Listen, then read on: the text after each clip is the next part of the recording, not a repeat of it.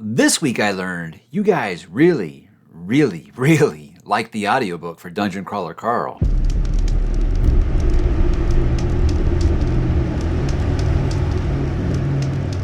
Hey, what's up, bookworms? Mike back with another weekly update, the last for the month of March. First quarter is about to close and things are up and running. It's been quite a wild beginning to 2025, but hey, I am here for it, having a great time because we're reading some really great things. Let's go ahead and kick it off there. Let's talk about what am I reading, guys. I did finish Dead Man's Walk by Larry McMurtry, or more passionately known as ℓ𝕤𝕤𝕣𝕠𝕜𝕤. Now, like this, guys, I mean, it's what you would expect. Larry McMurtry doesn't miss. For whatever reason, even though I'm not really crazy about reading Westerns, this guy has cracked some kind of code that just makes me absolutely love this world. And the thing is, awful stuff happens in these books. Like, awful, terrible. Like, stuff that would put you, like, in a depression. But you can't stop reading. And you can't stop saying how much you enjoy your time there because he's such a masterful character writer. Now with this, I'm going to be honest. Since it's a prequel, I was kind of concerned that you'd have that thing that you get with a prequel series and that, look, I know my protagonists are going to be fine, but you know what does Larry do? He introduces a bunch of new characters. And he's such a wizard at writing these characters that you start caring about them too, even though you know better. You know better. After Lonesome Dove, after Streets of Laredo, I knew don't like any of these characters, but you can't help it. I mean, you are become so endeared to everyone in this crew. I'm gonna be honest with you. This is my least favorite of the 3 Lonesome Dove books that I've read so far. It's still amazing. He's just that good. I mean, you talk about Lonesome Dove and Streets of Laredo, 2 S-tier books. Something has to come in third in there. And I say it's this, and it's because it is a lot more, I say, action-oriented than some of the earlier or the other Lonesome Dove books were, but never in a way that it feels like it's taking away from those character moments. Those character moments still really matter. And seeing how Gus and Cole became so super close is really good. And seeing how close they both come to things not going well. Buffalo Hump, what a terrifying villain. And he just continues to write his villains just absolutely scary, as the Old West were. When westward expansion of the United States was absolutely a horrible time to live, he captures that so well. So setting the clock back, into the 1840s was an interesting look. But seeing, young Gus and Cole, like I said last week, you kind of see that they are really there for the adventure. They're really just bright-eyed and fuzzy-tailed. They're ready for some adventure. They hear this is like really great being junior Texas Rangers. And then they see someone get scalped, and all of a sudden they're like, wow, their whole worldview changes. And they're like, maybe this isn't as exciting as I thought it was going to be. And that's just the beginning of it, guys. They get put through the ringer as much as anybody does in these books. But another absolute grand slam for Larry McMurtry. His books are just special, man. I don't know how else to put it. They're just special. They're incredible. I don't care if you're not into Westerns. This is a great read. This series is an absolute must for anyone. I don't care what kind of genre of book you are into. If you're into sci-fi fantasy, you're probably not into Westerns. Doesn't matter. This transcends it, guys. It's just that good. I can't wait to read Comanche Moon, but I'm also dreading it a little bit because I'm very sad I've got one book left in this world, because Larry is incredible. He's an author I'm going to dip into for anything else I can get my hands on after I finish Lonesome Dove, because I think that he's just an amazing character writer. And I want to see if he's able to write these characters as well in other series outside of the world of Lonesome Dove. And I'm willing to bet that he is, but I can't wait to find out. So he's an amazing writer, and he's 3 for 3 for me. And I say he's probably the best character writer I've ever read. And that's coming from a Stephen King fan. And I think King was the best at it until I read Larry McMurtry. Larry McMurtry's just that good of a character writer that I would follow his characters into hell and back, which ℓ𝕤𝕤𝕤𝕤 very much was. So what am I going to read now that I've finished Lonesome Dove? Just start a couple of other things here, but didn't get too far into them to put them under the what am I reading. So I started Senseless. This is the upcoming book by Ronald Malfi, and my third Ronald Malfi book.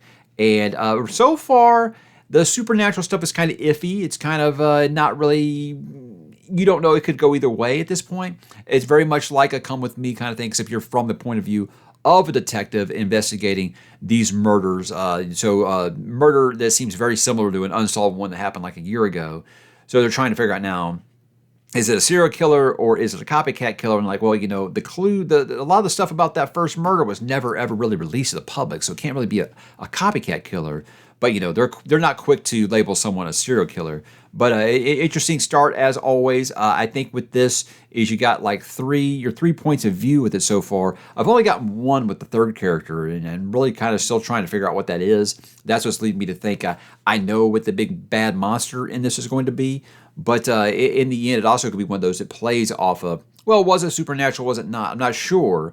Like I said, with Come With Me, I kept waiting for that supernatural twist, and it didn't really happen until something that happened at the very end. But with this, I think it's going to lean into it a little harder, and I'm here for it. But right now, it's very fun to read. I think Ronald Malfi, the way that he writes characters is something I'm really, really clicking with. I'm liking it quite a bit. And with this one, I think if you're into a lot more of the crime fiction stuff, I think that you're probably really going to dig what he's doing with this book. But so far, like I said, the supernatural stuff, I'm not really that far into it, about 102 pages. I'm not far enough into it yet to say, yeah, definitely, it's you be there for the supernatural side of the story so far, but I definitely think it's going to lean that way, and I'm excited to find out. And I talked this week about some urban fantasy, why I began one of those. That is Moon Called by Patricia Briggs here. Now, I'm going to be honest with you guys, this is really, really a shakeup after reading Larry McMurtry. It's quite different, obviously, but I'm going to be honest, I'm having a good time with it. I'm enjoying it. I'm flying through it really, really quick, 53% as of right now, but again, it's a super short book. It's guys with epic fantasy, when you're reading it on a Kindle or a Kobo, and epic fantasy, you click the turn the page button like 24 times, and it goes up 1% because the book's so long. Well, this, it seems like it's going up 1% almost every time I flip the page, because it's like 293 pages, I think. But I'm enjoying what I've had so far. It's like it's nothing special, but the thing is I don't need special with urban fantasy. I just want to see our hero or heroine with some kind of peculiar special ability of some sort, just engaging with monsters. That's stuff that I'm really into. And Mercy seems like a very likable character already. I'm not getting the big paranormal teen romance. Like it's hinted a little bit at that there is someone that she has to work with that she used to have a relationship with, but it's not the kind of stuff that you would think in a way to where I can't get into this because it's paranormal teen romance. So it's a very, very urban fantasy. You've got vampires, you got werewolves, you got other creepy crawlies, including the Fae, which I think is always something fun to play with. And it does with this idea that the Fae have actually come out in this world. They've had to actually come out and admit that they exist, and they've kind of been ostracized to a point. I don't want to give you too many details here, but this one you're kind of dealing with the werewolves are starting to feel like it's got to be pretty soon. People are going to start demanding that they come out as existing, and then it's going to have a whole world of shit because the vampires are going to feel like that. It's an interesting concept. I think it's a really neat world building experiment she's doing here. But right now, I think my only criticism would be the dialogue's all right. The dialogue's all right. This is the first book in the series. I'm not going to do that. And she's introducing a shit ton of characters. I'm just like, this is a lot of names for a book like this. For a book this short, I'm actually really surprised. But I also think, again, you're dealing with book one and what's right now a 14-book series and growing. Yeah, she probably is going to introduce a lot of things up front to kind of establish the world. But I'm liking it. I'm having a good time with it. And with urban fantasy, that's all I need. That's all I need. I don't need the love triangle stuff, and I just need me some nice, like I said, our hero with her power is, she can shapeshift into a coyote, and she was raised by werewolves kind of thing, and then you're dealing with all these supernatural figures that I'm a big fan of. So far, yeah, I like it quite a bit. And we'll see how that continues here. I will be starting Dungeon Crawler Carl right after. I know some people are asking that right now, like, hey, you just did your TBR video, and you talked about how you were going to read these in this order, and you listed Dungeon Crawler Carl first. Yes, I know that might come up. Here's the deal. I did tell people that. I know there are some people that want to read along with me, so I thought maybe, hey, let's at least get to April 1st before I start Dungeon Crawler Carl in case anybody does want to read with me. So that is the plan. After I finish Moon Called and or Senseless, then I will start on Dungeon Crawler Carl. So next week, guys, it will be happening, and I will be reading the book. The reason I bring that up is even though in that video where I announced my April reading plans, I said, I got real close to the camera and I said, I do not audiobook. I'm glad you guys like the audio. Basically getting the same thing. It doesn't matter if you don't audio, do it anyway. Okay, well, I will be reading it with my eyes, and I'm hoping that I will enjoy it as much as you guys have. And it should be fun. In one way or the other, I'm excited about this because, one way or the other, I'm going to know now. Because I feel like this has been like, it's like this party that everybody's been going to and been telling me how great it is, and I haven't went yet. And I'm going to go for finally and see if it's the rage that everybody tells me that it is. So I'm excited to see, if it actually meets those expectations. Does it give me heightened expectations or something? Maybe. I'd be honest and say, yeah, sure, the expectations are a little high after how people carry on about this. But I've already got people like dropping, oh, well, it doesn't get great until book 3 or 4. I was like, I think you say that with every fantasy series. It doesn't get great until book 3 or 4. I'm going to go into it with an open mind. And honestly, I think it might be perfect timing for something like this, something quirky and original, and with a full of levity. I think when I'm saying I am a bit disillusioned with epic fantasy right now, I think maybe this might be something that's definitely going to be fresh. You can't say it's like anything else. So hopefully that'll be what I have been looking for. This week on the channel, I just mentioned it, did talk about my reading plans for the month of April. And it's an ambitious month, I guess you'd say, but you can see now I'm already about to I will be finishing one of those books probably before April even gets here. So I'm not too concerned about it. Did 6 books again because this book's short. I'm already started on the Ronald Malfi one. There's some short books in there. I don't mind putting 6 books on the list. I did 6 books in March. Well, sort of, because I DNF'd Buffalo Hunter. But again, it's one of those things, if I don't hit those, no big deal. It's better to have them on the list, but they can always roll over to the next month. It's not a big deal. But looking ahead to reading plan is always fun. And I think it's a very, very nice eclectic mix in April. I think it's a lot of genres in there. No sticking to one great thing. And I'm liking it. I think that's the kind of way to do it. And I think I confuse some people with that. They're saying that they feel like I'm burned. I've had some comments in that video about like how they think I'm burned out. Last week's video, because I was going to DNF Buffalo Hunter. Look, sometimes you just know a book isn't for you. I don't think that's it. Saying I was disillusioned with modern fantasy doesn't mean I'm tired of reading books, guys. It's never the impression I wanted to give off. Yes, I said I'm going to be quicker on my DNFs this year. I'm not going to force myself to read books I'm not enjoying, because I got too many things that I want to read. So yeah, 2 DNFs this year. But that's, I don't know. I tried some things that maybe just weren't going to be for me. It's going to happen sometimes. But I want to make sure that I am giving things an ample decision or ample time. And I think both those books now, I gave over 40% into the book before I decided it wasn't for me. I think that's more than fair for you to know if something's for you or not. But no, I'm not burned out on reading. February was one of the greatest reading months I've had since I started this channel. So no, I'm not burned out in reading. I'm just, the whole point of that disillusion video is like, there's just things going on in modern fantasy right now I'm just not clicking with, and they're not cutting it. So that's kind of what I meant. Talked about urban fantasy. Now with this, I just want to talk about, there are certain things in my life I love, like Buffy the Vampire Slayer, that I'm not getting anymore. I don't even talk about that godforsaken reboot they're going to do. That's another video, I think. But this is, I miss Buffy. I've been waiting for Dresden Files for a while. And I just started saying to myself, I love Buffy, I love Dresden, I love Angel, I love Hellblazer. You think I would have more urban fantasy on my radar. And so I said, let's fix that. Let's talk about some urban fantasy series that I'm excited for. And that's kind of what it did. It wasn't just necessarily, oh, I'm looking for a Dresden Files replacement. Wouldn't hurt. It'd be great. But honestly, I think that you're going into it expecting anything to be as great as that series that you already love. You might be setting yourself up for disappointment. I just talked about several series that are ongoing, either that I've gotten from recommendations or just doing some research. And that sounds like some things that I really like. So I talked about 10 of them, one of them being the Mercy Thompson series I already began. And it's always fun when you're looking at new series. I think it makes you optimistic for what's to come and things. There's some that probably aren't going to be for me. Some of the feedback I got are, yeah, that's a little bit more paranormal teen romance. That's a little bit more romantasy, I think. But it's one I want to try some of these for myself, make my own decision. Because again, I think it's really, really lazy to say, oh, if a fantasy series has a female protagonist, it's got to be romantasy. I think that's an awful thing to presume. And so far, like I said, with Mercy Thompson, I'm not getting that vibe. I think there's nothing wrong with my female protagonist having a romantic relationship. I think there's nothing wrong with that.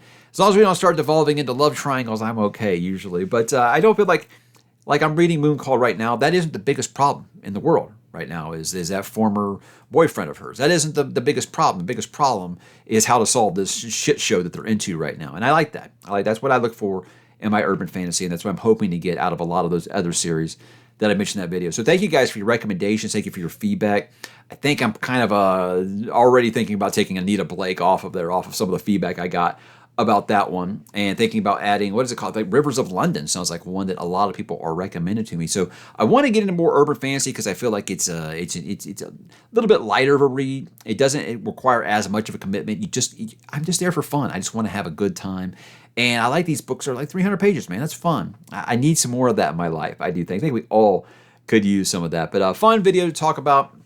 Always fun looking ahead to some new authors and new series that you do want to try. Thank you guys so much for your feedback on that. I don't really know where to put this, but we did go see John Green this week. His new book it's a nonfiction book, but he's a very, very intelligent guy. I didn't grow up watching the Crash Course series on YouTube. I know a lot of people at that signing were really more into his Crash Course history videos that he does on YouTube, much more than they are actually as an author. Me, I love Paper Towns. I thought Paper Towns was terrific. So it was fun. It was a very interesting conversation that he had about tuberculosis, which I didn't expect. And I'm still upset he didn't mention Doc Holliday. That's got to be the most famous tuberculosis patient of all time, right? But it was an interesting conversation, and I'll say his comedic timing is very, very good. He really knows when to hit those moments, and I thought it was a fun conversation. I think getting to hear any author's thoughts on anything is going to be interesting as far as the process. But he very much did talk more about the subjects in these books, this particular book right here, than he did anything else. So I didn't get to ask him my question that I had in store for him about Paper Towns. I'm going to ask him which one of the three boys, Ben, Q, or Radar, which one was you when you were in high school. That's what I was going to ask him if I got a chance, but wasn't that kind of signing or anything like that. But very cool, and I'm glad that I did go because, very, very funny guy. And hey, I do love me some history. Maybe I'll check out some of these Crash Course videos, knowing that he is a very, very funny human being. How about some next week plans, guys? On Tuesday morning, 8 a.m. Houston time, I am going to be doing my cover reveal for Empire of the Dawn with Jay Kristoff. And it isn't just a cover reveal. We're doing the cover reveal in the first 2 minutes. And then we're talking for 28 minutes more about the series, about decisions he's made as an author, about why he decided, no, I'm going to stick to my guns. I said this was going to be a trilogy, and I'm going to keep it a trilogy. Many, many other things.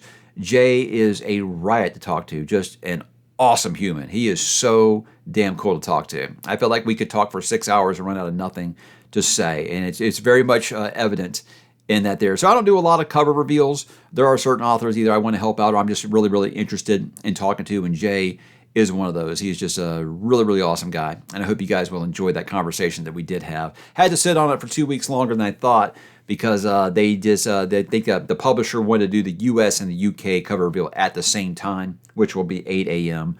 on Tuesday morning. The U.S. cover is awesome. It's the best of the three, I think. I myself haven't seen the U.K. cover yet.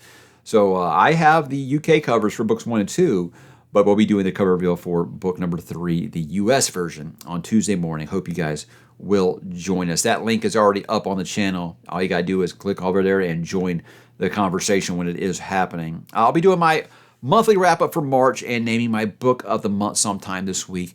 Lots of, it's going to be interesting. I think you guys can tell by the video I did today which one's going to be my book of the month because, I don't use the word special, and it isn't usually going to be my book of the month. But it's closer than you would think in most regards, at least for second place. And we'll kind of break down each one of those, talk about the most popular videos and things like that as we always do every single month. That's all I got for this week, guys, with the books. Got a couple of TV and movie talk things before we go. And I'll try to be brief here. Snow White is universally hated. The critics hate it. Audiences hate it. Disney hates it. Everyone pretty much except the lead actress of the movie hates it. It's estimated to lose about $200 million. And I'm seeing all of the think pieces out right now like, oh, is this going to teach Disney a lesson? Is this going to influence them to change? Feels like for the last 4 years, we've been saying, wow, what a train wreck for Disney. Is this going to influence change? Nothing ever changes. And I think as long as Iger and Kathleen Kennedy are in control over there, you're going to get what you get. They're fine with taking some L's and with the occasional big hit, and that just kind of filling out their bottom line. I guess I have no idea. This was just it was a bad idea, just like from go. You've got the producer of the movie now. His son is like attacking Rachel Zegler like publicly, and so it's a really, really bad situation. I don't know. With me as the live, just putting it on a base level as an audience member, these remakes of these Disney classics, just because they worked a couple times, don't mean you got to remake everything. I expect Bambi to be almost as bad. At this point, it was like The Lion. You can't even remake The Lion King, which was awesome. That's my favorite Disney animated movie is The Lion King, and you couldn't even do that well. So I think Jungle Book's the only one I've actually enjoyed. Aladdin was okay. I don't know. Maybe maybe they just need to stop doing these. I don't know. We'll see what the next one. We'll see how Bambi does. But as far as is Disney going to change directions, I don't see why. I don't see what's really changed just with this movie. I mean, it feels like every big tentpole release they've had the last few years that wasn't a Marvel movie, and yet now it's even some of those has just been, oh yeah, it's going to lose $150 million. It's going to lose $200 million. Stakeholders got to be having a great time. Great time right now. Hey, did you see the Red Sonja movie? Got an R rating. Okay, look, for strong and bloody violence. Okay, look, she's got the bikini armor. She's got red hair. Wow, maybe they know what they're doing. I don't know. I don't want to get too excited here because I know how they mess these things up in the past. But M.J. Bassett is directing this. M.J. Bassett also directed Solomon Kane, another Robert E. Howard property. I give Red Sonja credit. Robert E. Howard. I know a lot of people want to credit it to, I can't even think of the name for the Marvel comic series where she got really popular, but it's a Robert E. Howard character. I'm giving him credit. But Solomon Kane I thought was a really good movie. I thought it was really well done, and this is the same director, so hopefully they at least know what they have here, and hopefully M.J. Bassett can keep the studio from meddling too much. I don't know. I want to assume blame or credit to anybody there, but I'm a shred of optimism that I didn't have before I heard this story. So yes, Robert E. Howard sword and sorcery story should be R-rated. Red Sonja should have red hair, and she should be wearing the bikini armor. That's awesome and strong. And unnecessary violence, I am here for it. I'm hopeful. But we will see, guys. Family movie night, we watched Muppet Treasure Island this last week. I said, how do I get the kids interested in Robert Louis Stevenson? Well, how about we add some Muppets to it? And Tim Curry. Oh, my God. What a treasure Tim Curry is. I've been a fan of Tim Curry, God, since I saw Legend as a kid. I think that Tim Curry is an amazing actor, regardless of how much makeup he's got on or not. And with this movie, it's one of those where it's like, he didn't have to bring it that hard in a Muppet movie, but good Lord, did he. He's just so damn good as Long John Silver in this. Tim Curry's a treasure. I mean, I don't know what else to say about him. He's amazing. And that's a great family movie. It was one of those where I was like, I liked this a lot when I was in high school. I thought it was cute and charming. I mean, remember that I loved The Muppet Show as a kid. How's it going to land now? Kids were laughing. I was laughing. It was a great time. And I think it's one that's aged very well. It's up there with Muppet Christmas Carol as things I think that, you should show kids of all ages. They'll probably enjoy it. It's good introductions to Dickens and Stevenson. I think it really is a good way to get them interested in some of those stories. And hopefully further generations will continue to pass these movies down. Well, that was my week, guys. I'd love to know what your week is looking like. I want you to drop in the comments. Let me know what you're watching, what you're reading, what you listen to, what you are playing. I would love to know. So hit me in the comments, guys, and I will talk to you there.